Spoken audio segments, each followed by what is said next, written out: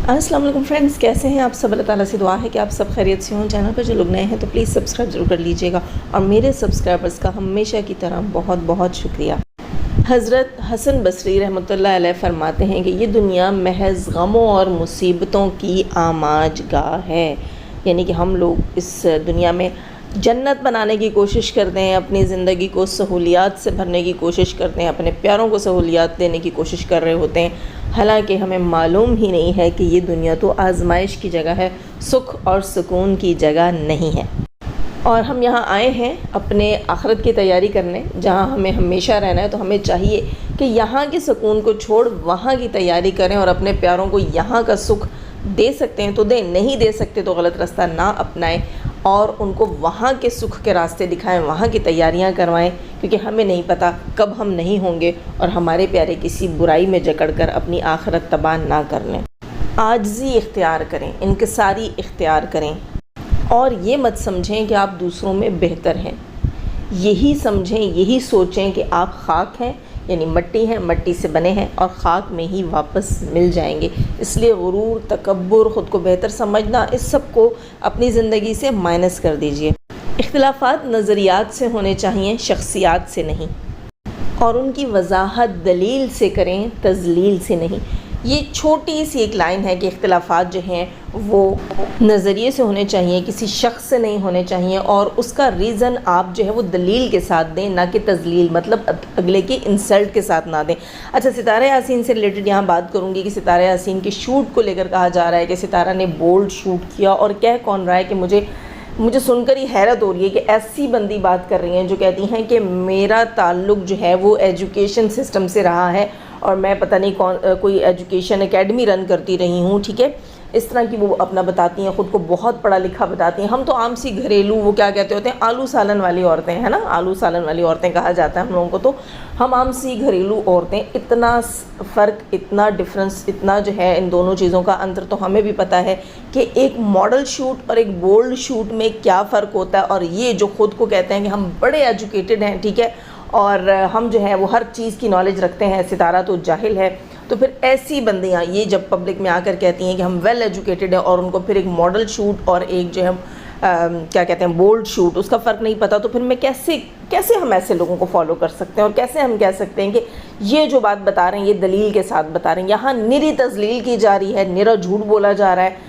हर model आप देखते हैं, आप भी शॉपिंग करते हैं, हम भी शॉपिंग करते हैं, ब्रांड से भी करते हैं और लोकल शॉपिंग भी करते हैं। कहीं पर भी जो ब्रांड्स की शॉपिंग होती है उसके ऊपर तो ज़रूरी जो है वो आपको मॉडल पिक मिलेगी। लेकिन क्या आपने कभी उस मॉडल को कुछ ऐसा डिफरेंट करते देखा है जो सितारा ने उससे अलग कर दिया?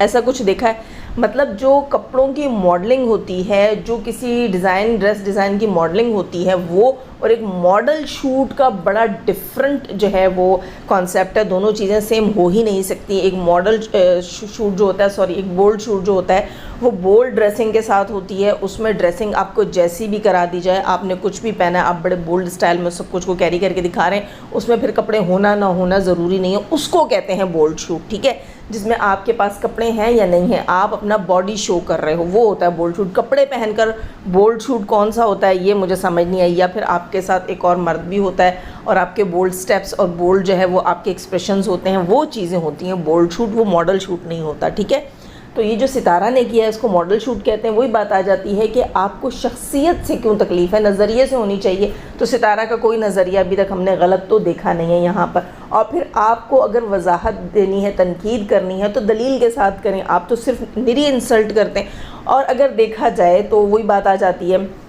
यहाँ पर मरियम वाली कि मैंने भी वो पिक देखी रेड साड़ी वाली और उमराव जान बनने की नाकाम कोशिश करने वाली। कहाँ मरियम, आपने उमराव जान को जाकर मिला दिया।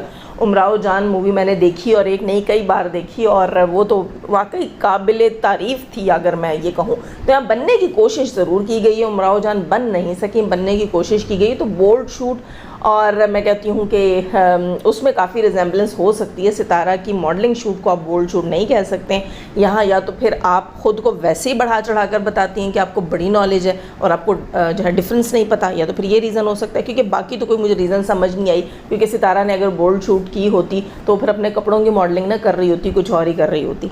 और बाकी की जो तफसील है नस्वानियत से रिलेटेड, वो आप मरियम फ़ाहद का रिएक्शन देख लें। आज सुबह का बड़ा ही ज़बरदस्त उन्होंने रिएक्शन दिया है, काफ़ी जो है वो डिटेल के साथ इसके ऊपर बात की है। आप मेरे ख़्याल से वो सुन लें तो ज़्यादा मज़ा आएगा सुनने में। खैर जनाब, हम बढ़ते हैं अपने रिएक्शन की तरफ। नौशीन सिस्टर जो हैं वो बता रही हैं कि वो क्या बता रही हैं, कल भी मैंने उनका वीडियो देखा जो उन्होंने अनबॉक्सिंग की है ड्रेसेस की, वहाँ पर तकरीबन उन्होंने 6 सूट मंगवाए। एक सवाल है मेरा नौशीन से, तुमने 2 ग्रीन इकट्ठे क्यों मंगवाए, समझ नहीं आई मुझे।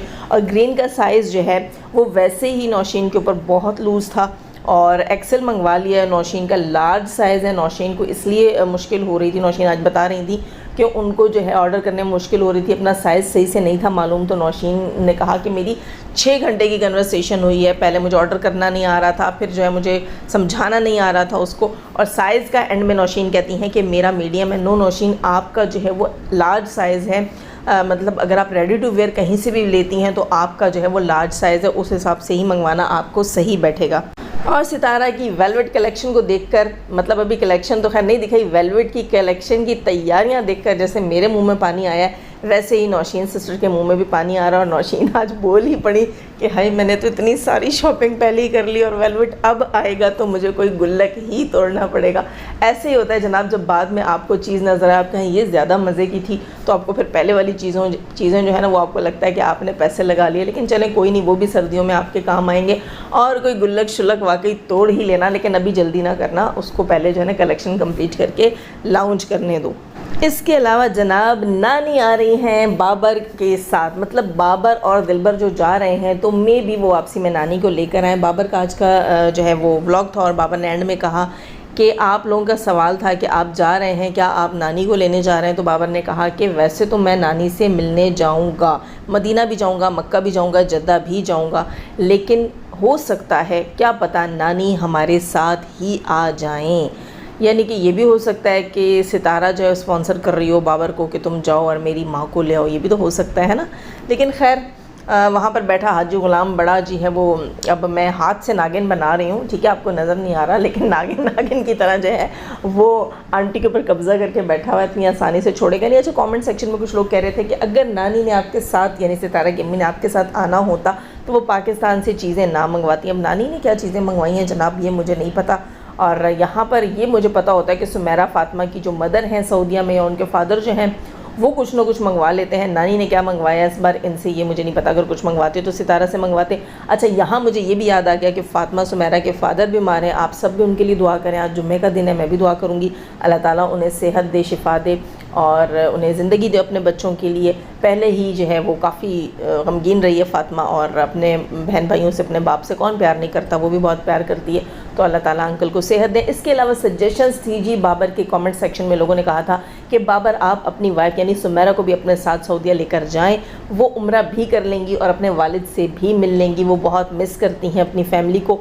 तो जनाब ये तो बाबर बेहतर जान सकता होगा कि वो अफोर्ड कर सकता है तो लेकर जाए। अच्छा, मुझे समझ नहीं आती, बाबर पहले भी गया था, बाबर अब भी जा रहा है, दिलबर भी पहले गया था, दुबई गया था, अब सऊदीया जा रहा है, तो बाप इन दोनों का वहाँ बैठा हुआ है सऊदीया में और उठ के ये लोग जा रहे होते हैं। हालांकि किसी बिज़नेस किसी काम के लिए तो जाते नहीं हैं, तो यहाँ तो बेटियों का काम है कि बेटियों को मिलवा दिया जाए उनके पेरेंट्स से। बेटियाँ यहीं होती हैं पाकिस्तान में और ये जाकर मिल आते हैं, तो मुझे इनका ये स्ट्रेटजी समझ नहीं आती है। इसके अलावा बाबर ने कहा कि सऊदीया में अगर कोई सितारा की कलेक्शन मंगवाना चाहता है मदीना, मक्का या जद्दा में, तो मैं वहाँ जाऊँगा, और आपको अगर वहाँ ऑर्डर चाहिए सितारा के तो आप लोग जो है वो जाकर सितारा के पेज पर इंस्टाग्राम पे ऑर्डर कर लें और फिर जो है डिलीवरी मैं कर दूँगा। जब मैं आऊँगा वहाँ सऊदीया तो मैं ले आऊँगा। तो ये भी अच्छा ऑप्शन है भाई, जिन बहनों को जो है वो सऊदीया में कपड़े चाहिए, सितारा की कलेक्शन चाहिए, वो ऑर्डर कर सकते हैं। लेकिन मेरे ख्याल से अब ज़्यादातर लोग जो हैं वो वेट में बैठे हुए हैं सितारा की नई कलेक्शन से रिलेटेड। इसके अलावा जनाब नज्जो ने रिवील किया कि नज्जो कल रात या परसों रात जब भी थी जोहरी के घर में थी, अपनी बहन के घर में थी, और वो जो है अपने हस्बैंड के साथ तू मैं करके जो परेशान हो गई थी और फिर गुस्से में वो उठकर जा रही थी, तो वो अपनी बहन के घर चली गई। जोहरी के घर गई हैं जनाब, जब से वो वाईटी पर आई हैं फर्स्ट टाइम वो जोहरी के घर पहुँच गई हैं, कहीं और रहने के लिए गई हैं, वरना वो सितारा के घर जाती हैं या आयशा के घर जाती हैं, और कहीं हमने उनको रात स्टे करते नहीं देखा। जोहरी के घर गई हैं और जोहरी के घर से उन्होंने कहा कि अब्दुल्ला मुझे लेने आया। आई थिंक जोहरी का बेटा है अब्दुल्ला, ठीक है, जिसने आकर पिक किया। अब मुझे नहीं पता, ये तो नज्जो ही बेहतर बता सकती हैं कि जोहरी का अब्दुल्ला कौन है, ठीक है। अच्छा, अपनी बहन के पास गई और मेरा ख्याल से आयशा भी इनके साथ गई। अब ये कंफर्म नहीं है तो आयशा के व्लॉग से पता चलेगा, लेकिन उन्होंने कहा कि मैंने शूट इसलिए नहीं किया क्योंकि आयशा की तबीयत ठीक नहीं थी और आयशा को जो है वो अस्थमा वगैरह का आई थिंक प्रॉब्लम है, और कहती है कि फोग में उसको जो है उससे एलर्जी भी हो जाती है और सांस लेना मुश्किल हो जाता है, इसलिए उसकी भी तबीयत ठीक नहीं है। इसके अलावा नज्जो काफ़ी अपसेट थी और नज्जो बार बार यही कह रही थी कि मैंने ज़िंदगी में जो है बहुत कुछ सह लिया, बहुत कुछ बर्दाश्त कर लिया, अब जो है वो मेरी बर्दाश्त नहीं है और अब मुझे इस तरह लगता है किसी किसी वक्त कि मेरा दिमाग बंद हो जाएगा या मैं पागल हो जाऊंगी, मुझे कोई चीज़ याद नहीं आती, मुझे कोई चीज़ समझ नहीं आती। तो यहाँ मैं नज्जो को एक एडवाइस करूँगी, ये एडवाइस करूँगी। देखिए, हर एक की ज़िंदगी का अपना तजर्बा होता है। मुझे नहीं पता कि भाई ये बात जो मैं उनसे कहूँगी सही है नहीं है, क्योंकि जिन सिचुएशन से वो बेचारी गुजर रही है, अल्लाह सबको बचाए कि ऐसी सिचुएशन किसी के ऊपर आए। ये बंदी, इसका हस्बैंड जो है उसने शुरू से ही जो है वो आवारगी टाइप की नेचर थी, ठीक है। और उसके अलावा फिर आगे बेटियों की लाइन, बहुत से लोग इसको कहते हैं, आज भी वो बता रही थी, बहुत से लोग कहते हैं इतने बच्चे क्यों पैदा किए। वही बात है, एक बेटा पैदा हुआ, उसका पहले मेरे ख्याल एक या दो बेटियां, फिर बेटा, और उसके बाद बेटियां बेटियां बेटियां। ये किस्मत की बात है, अल्लाह की देन है। जो बच्चे उसके हो गए हैं वो उनको अल्लाह ना करे रिवर्स नहीं कर सकती है, ठीक है। उसके वो बच्चे अब मौजूद हैं, तो अब की सिचुएशन के हिसाब से उसको क्या करना चाहिए। देखिए, जब तुमने शादी की ना तो तुमने उस वक्त यही सोचा कि ये मेरे वो चचा हैं जो सऊदीया में अच्छा खासा कमाते हैं, इनके पास खूब सारी ज़मीनें, खूब सारा पैसा है। क्योंकि सितारा ने भी बताया था और बहुत से इनके अपने रिश्तेदारों ने बताया था कि सबसे ज़्यादा पैसा जो है वो यासीन मरहूम अंकल के पास था, और यहाँ पर उनका एक ही एक बेटा था। तो यहाँ पर जो है नज्जो साहिबा ने सोचा होगा कि मैं खूब जो है वो क्या कहते हैं 5 घी में और सर कढ़ाई में, तो यहाँ मेरी अय्याशी होंगी, मज़े होंगे। वो मज़े इसने किए, ठीक है, वो मज़े इसने किए, अपनी सास के साथ बुरा सलूक रखती रही, सब कुछ करती रही। अब जब शौहर ने बेच के सब कुछ खा पी लिया और हालात इसके इतने दिगर हो गए, तो अब इसको ख्याल आ रहा है कि मियाँ ऐसा और बीवी ऐसी होनी चाहिए। तो अपने पास्ट के लिए अगर आपने, ज़ाहिर सी बात है, कुछ ना कुछ नेगेटिव तो आप करती रही हैं, या आप भी जानती हैं, आपके रिश्तेदार भी जानते हैं, और किसी हद तक जो है वाइटी फैमिली भी जानती है। तो आप बहुत ज़्यादा इस्तग़फ़ार का विद किया करें। देखिए, आप दूसरों के शौहरों को देख कर अपने शौहर को चेंज करने की कोशिश अब नाकाम है आपकी, ठीक है। आपके बच्चे जवान, आपकी एक बेटी शादीशुदा है, दूसरी भी शादी के काबिल है, आप लोग शायद 6 महीने साल में उसकी शादी भी खड़का देंगे, और बच्चा भी आपका ऐसे ही बड़ा हो गया बगैर किसी तरबियत, किसी तालीम के। चलो, जो हो गया सो हो गया, माजी के ऊपर गम करने का कोई फ़ायदा नहीं होता।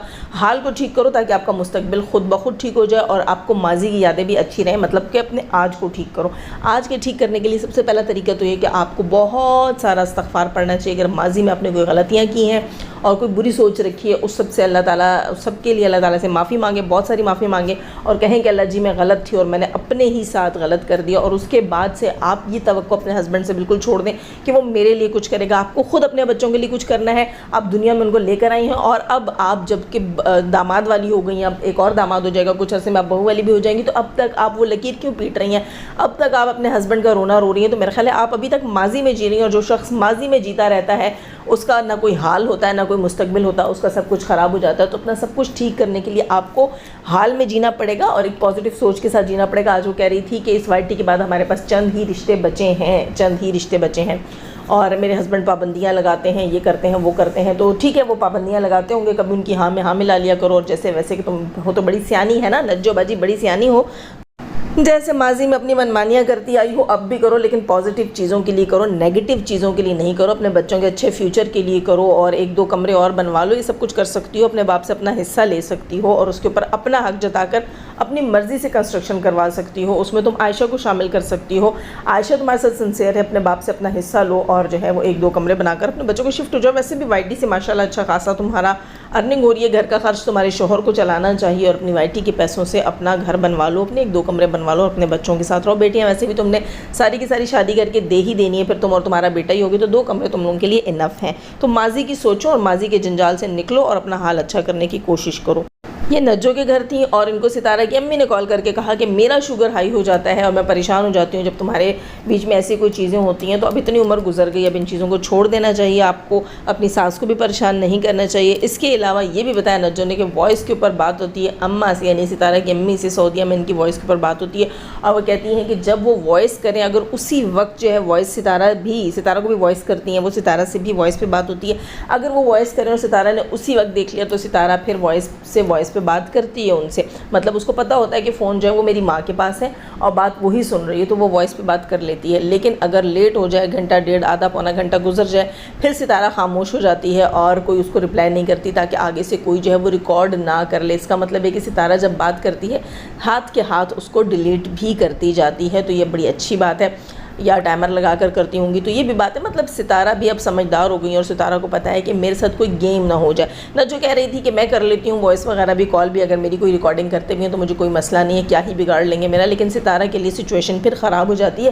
तो इसका मतलब ये कि सितारा जो है ना बड़ी सेफली होकर ये सारी सिनेरियो जो है उसमें चल रही है और अच्छी बात है। अगर अब भी नहीं सुधरेगी तो कब सुधरेगी, जाहिर सी बात है। अब रिस्क नहीं लिया जा सकता, इसकी बड़ी बहन ने जितना नुकसान दिया तो वहाँ पर अब रिस्क लेना जो है वो सितारा के लिए ख़तरनाक है। जाहिर सी बात है, ऑडियंस भी कहेंगी तुम बच्ची तो हो नहीं कि तुमसे गलतियाँ होती जाती हैं और तुम लोग जो है वो तुम्हारा फ़ायदा उठाते रहते हैं। तो सितारा जो है वो अब अपनी माँ से भी बड़ा जो है वो बच बचा कर बात करती है कि कहीं जो है कोई ऐसी चीज़ ना हो जिसको ये लोग मेरे ख़िलाफ़ इस्तेमाल कर सकें। तो ये है जी सितारा की बड़ी बहन और बड़ा ही करीबी और मीठा रिश्ता, ला हौला वला कुव्वत। इसके अलावा जनाब दिलबर ने फ़ातिमा की रिंग बेच दी। ज़ाहिर सी बात है मैं उसे फ़ातिमा की रिंग ही कहूँगी। सोने की रिंग थी जो शादी पे आई थिंक फ़ातिमा वालों की तरफ से, जैसे वो दुल्हन वालों की तरफ से जो है दूल्हे को, लड़के को पहनाई जाती है, इसी तरह वो रिंग थी। और ये बंदा जो है आज वो रिंग दिखा रहा था वीडियो में और साथ ही कह रहा था कि रिंग जो है वो फ़ातिमा से मैंने ले ली है और मुझे पैसों की ज़रूरत है और मैं ये रिंग बेच कर जो है वो जा रहा हूँ। और ये जा रहा है सऊदीया। कभी ये कह रहा था कि मैं दुबई जा रहा हूँ घूमने के लिए, कभी कह रहा है मैं सऊदीया जा रहा हूँ उम्रा के लिए।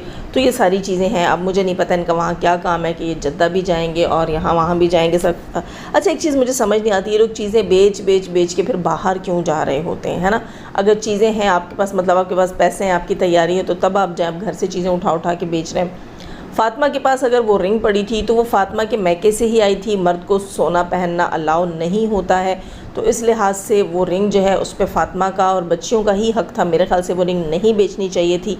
अब ये रिंग बेची जा रही है, इसका मतलब ये है कि फ़ातिमा से कैश लिया जा चुका है, वो कम पड़ गया है, तो अब रिंग ली जा रही। ज़ाहिर सी बात है छमिया के भी ख़र्चे हैं, आए दिन उसको पंजाब लेकर आओ लेकर जाओ, ये सारे ख़र्चे भी जो है वो डीडी उठाता है। तो अपना कोई जोड़ जमा इसके पास नहीं था। इसका मतलब यही है कि फ़ातिमा के पास से पैसे ख़त्म हो गए हैं, तभी रिंग बेचने की नौबत आई, वरना ये फ़ातिमा से कैश जैसे पहले लिए हैं इसने आगे भी ले लेता। मतलब ये कि फ़ातिमा का हाथ भी इसने खाली कर दिया है, पैसे वैसे ले लिए हैं। और वो बेवकूफ़ औरत जो है वो इसको हर चीज़ दिखाती है, हर चीज़ बताती है, और फिर ऑडियंस जो है वो हम सब भी उससे हमदर्दियाँ करते हैं, पता नहीं क्यों इतना इन्वॉल्व करती है, अब जबकि वो भरोसे के काबिल नहीं रहा। ठीक है, तुम्हारा हस्बैंड है, तुम इससे प्यार करती हो, करो भाई, प्यार के बगैर तो तुम रह ही नहीं सकोगी। ज़ाहिर सी बात है ज़िंदगी ऐसे कैसे गुजरेगी, झूठा ही सही प्यार तो कर, है ना। तो वो झूठा ही सही प्यार तो कर रहा है तुम्हारे साथ, दिखावे का ही सही, खैर प्यार तो नहीं कर रहा, तुम कर रही हो, वो नहीं कर रहा। तो वो तुम्हारे सोने सुलाने की बातें भी वो पब्लिक में आकर कर रहा है, मैं सोऊं ना सोऊं, इससे किसी को कोई कंसर्न नहीं है तुम्हारे साथ। वो सो रहा है नहीं सो रहा, क्या कर रहा है क्या नहीं कर रहा, तुम क्या कर रही हो, ऑडियंस की तुम्हारे ऊपर नज़र है। वो किस कैटेगरी का, वो ऑडियंस ने पहले भांप लिया। उसके बावजूद भी अगर तुम उसके आगे गोल्ड भी ला के रखती हो, बच्चियों का गोल्ड भी उसको दिखा रही हो, जो मेरा ख्याल है वाईटी के बाद शायद इसने बनाया फादिया का चेन गोल्ड का, है ना, मुझे सही से नहीं पता। लेकिन जो कुछ भी है, ऐसे हस्बैंड को जो पीता पिलाता भी हो, जो दूसरी औरत के लिए तुम्हें इतना परेशान करता हो, उसको इतने अपने जो है ना करीब करना, इतने सीक्रेट्स उसके साथ शेयर करना, अपनी हर चीज़ उसको दिखाना बताना, तो ये सही नहीं है। मेरा ख्याल है किसी वक्त भी कभी भी वो तुम्हें फिर से नुकसान पहुंचा सकता है।